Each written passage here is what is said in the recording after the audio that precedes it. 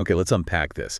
There's something incredibly compelling, almost haunting, about societies that built these amazing things. Complex cities, art, advanced systems, and then it seems like they just, well, faded, gone from the record.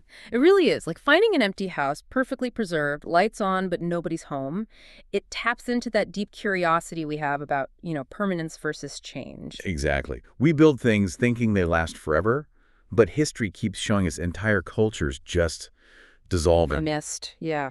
And that's really what this deep dive is all about today. We're looking at the source material you sent over that article, Lost Civilizations That Vanished Without a Trace, and we're going to, well, dive deep into some of the most fascinating examples it covers. Right. And the mission, as I see it, is to really pull out the key takeaways from this article. What were these places like at their peak? What are the main theories the source presents for why they declined? And maybe the biggest question, what can their stories, these diverse stories, tell us today? Looking back across all that time, definitely.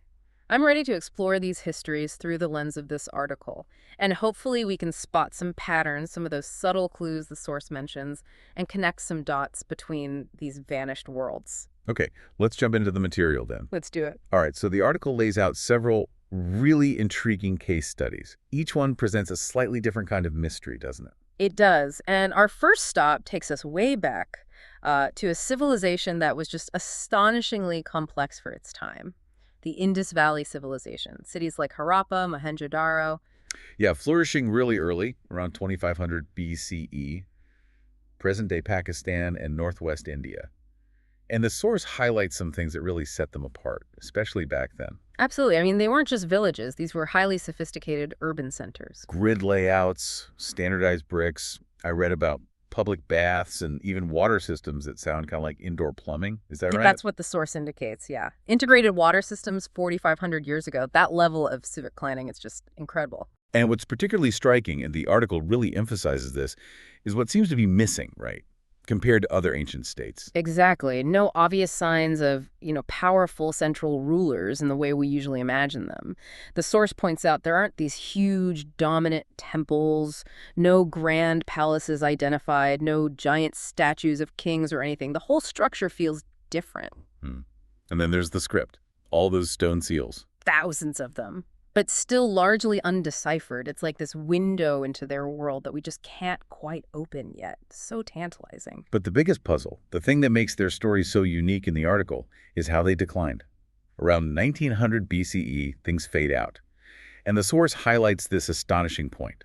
No clear signs of widespread violence or conquest. Right, we're not finding the mass graves, the layers of ash from cities being burned, the typical signs of invasion. It's just quieter, like they just sort of stopped. So, if it wasn't war, what does the article suggest might have happened? How did this ghost of advanced order, as they put it, just dissipate? Well, the source talks about several hypotheses. Big environmental shifts are high on the list. Maybe key rivers like the Sarasvati drying up or changing course. Okay. Major earthquakes could have played a role, altering the landscape. Or perhaps just large-scale migrations, people moving away as conditions changed. So environmental pressure or migration seems key. Yeah, and the key insight from the article here is just how humbling it is that a sophisticated civilization could just dissolve, not necessarily through some dramatic war, but maybe just quietly due to nature or people moving on, leaving behind this echo. It really makes you rethink what collapse means, doesn't it? Not always a bang, sometimes just a fading away. Okay, let's move on. Another really famous civilization, but the source suggests its decline was less sudden, more of a slow fade. The classic Maya. Ah, the Maya, yes. Their peak, roughly 250 to 900 CE across Mesoamerica, just incredible intellectual and architectural achievement. Absolutely brilliant minds. The article goes into their sophisticated astronomy, their complex math, those incredibly accurate calendar systems. And the architecture, the pyramids, the huge city-states like Tikal, Calakmul, just amazing engineering. And their writing system, unlike the Indus, has been largely deciphered, right? So we have a richer picture. Substantially, yes. It gives us a much clearer view of their history, their kings, their politics, all inscribed on stone monuments. Yet, despite all that brilliance, the source says many of their big urban centers were gradually abandoned between, 750 and 900 CE? That's the time frame, yeah. So what does the article point to? What were the likely culprits here? It seems to be a combination of factors, according to the source, not just one thing. Prolonged, severe droughts are a major suspect, putting huge strain on their agriculture. Right, and eat food. Exactly. Then add resource strain from growing populations, maybe intensified warfare between the different city-states fighting for control, and just the general breakdown of their complex political systems. It all sort of piled up. And the sources make the point that it wasn't like a total collapse everywhere at once. Crucial point, yes. Some Maya populations, especially in the highlands, actually persisted. Some cities even thrived later on. It wasn't uniform. So the article frames it less like a sudden implosion and more like a slow flicker, an erosion over centuries. That's a good way to put it. An erosion of that peak urban complexity. It really highlights how these interconnected things, environment, resources, war, politics, can just gradually wear down a civilization over a long time. A slow erosion. Yeah, fascinating. Okay, let's shift gears completely. North from the jungle into the deserts of the southwestern U.S., the Ancestral Puebloans, sometimes called Anasazi. Right, active roughly 600 to 1300 CE, places like Mesa Verde, Chaco Canyon. And what jumps out immediately from the article is their incredible architecture, their adaptation to a really challenging environment. Those cliff dwellings, built right into the rock faces, it's just mind-boggling. Multi-story complexes, those circular rooms, the kivas. Amazing engineering and community living. And they were smart farmers, too. Dryland farming, using astronomy to guide their planting cycles in a harsh climate. They really knew their environment. They put so much effort into building these seemingly permanent homes, these cities in the cliffs. And yet the source says, by 1300 CE, boom, they're empty. A different kind of disappearance again. Yes, a much more sudden departure from these very established sites. And the article points to causes that. Well, they echo some things we've already heard, but with a local flavor. Severe long-term drought is, again, a major factor. Climate change strikes again. Seems likely, which probably led to resource scarcity and maybe social unrest as things got tough for communities. And it's important, as the source notes, they didn't just vanish into thin air, right? Their descendants. Exactly. Their cultural descendants are modern Hopi, Zuni, and other Pueblo peoples living in that region today. They carry on traditions. But the insight the article draws from the abandonment of those specific cliff sites is that contrast between the permanence they built and the impermanence forced on them. Right. How quickly even these deeply rooted communities might have had to pack up and leave when the environment, the core resources, just failed them, despite all that incredible building. Building for permanence, undone by nature, and maybe internal strife. Wow. Okay, let's head back towards Mesoamerica, but rewind the clock way back. An earlier culture, a foundational one. The Olmec. The Olmec, flourishing about 1600 down to 400 BCE, southern Mexico, and the source really positions them as foundational, like the mother culture of Mesoamerica, laying the groundwork. Mother culture, right. The article highlights those giant basalt heads, amazing sculpture. It must have taken incredible effort to carve and move those things. Probably rulers, maybe deities. Likely rulers or revered ancestors, yeah.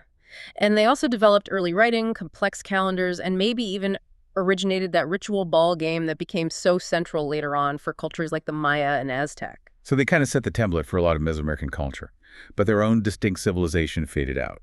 The source mentions their main centers were abandoned, again, without clear signs of destruction. That's what the source suggests, yes.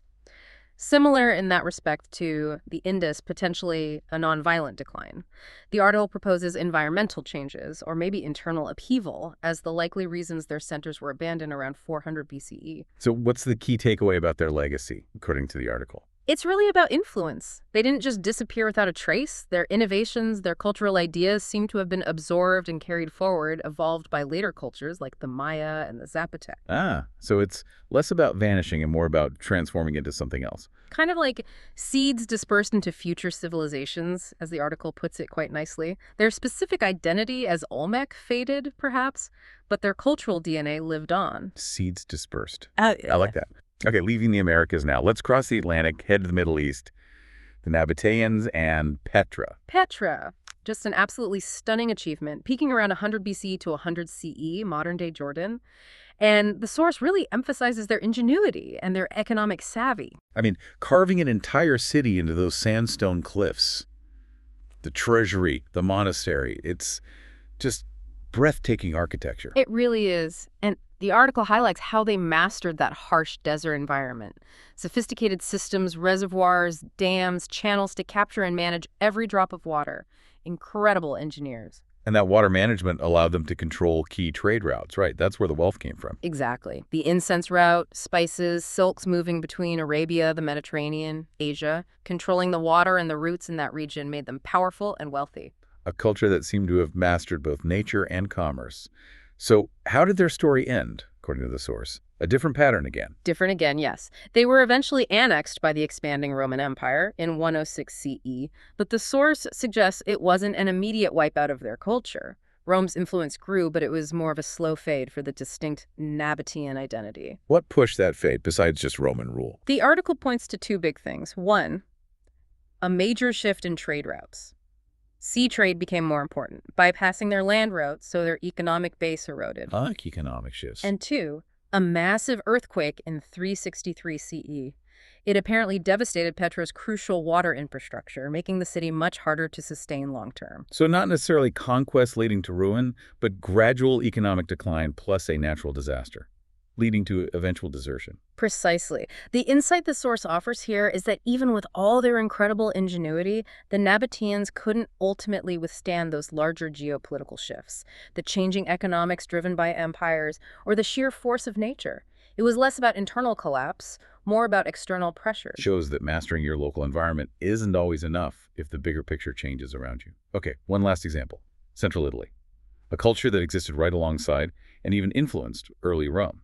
The Etruscans. The Etruscans, active roughly 900, maybe 400 BCE in Tuscany and Lazio, the major pre-Roman power there, known for vibrant art, advanced engineering, and a unique sort of cultural outlook, right? Those tomb paintings showing joyful feasts. Yeah, less somber than some others. And the article makes a really key point about their link to Rome.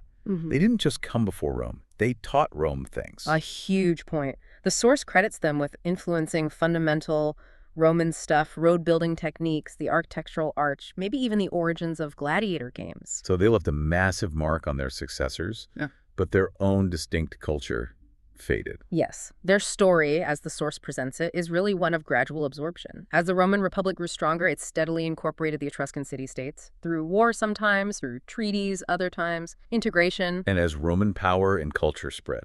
The Etruscan language, their customs, their laws were slowly replaced by Roman ones. It just sort of got overlaid. Right.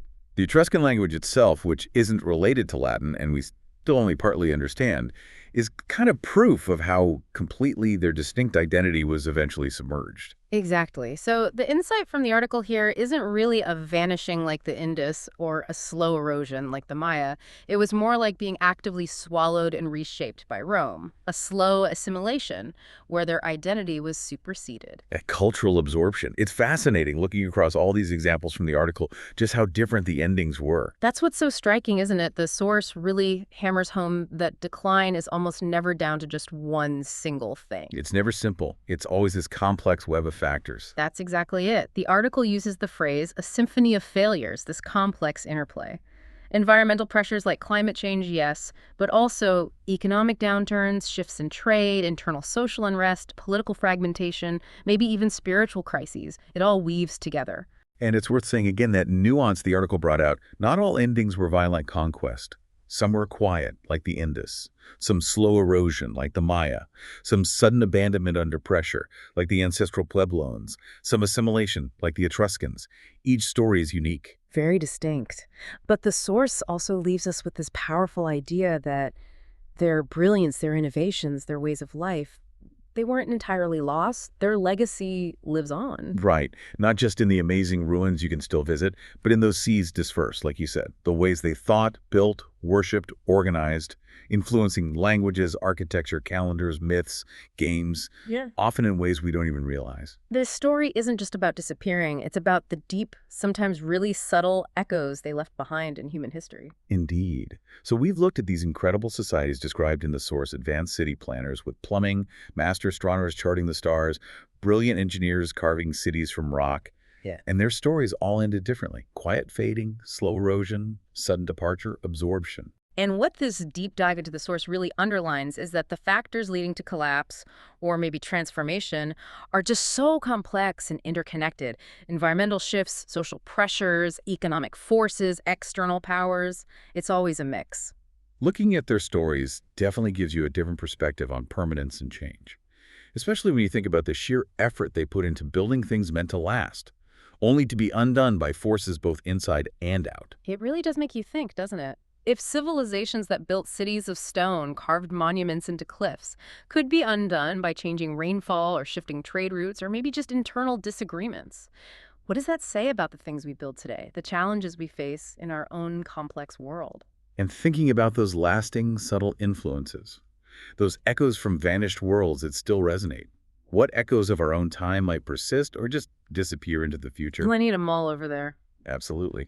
Well, thanks for exploring these hidden histories with us on this deep dive. Always a pleasure to unpack these profound stories from the past.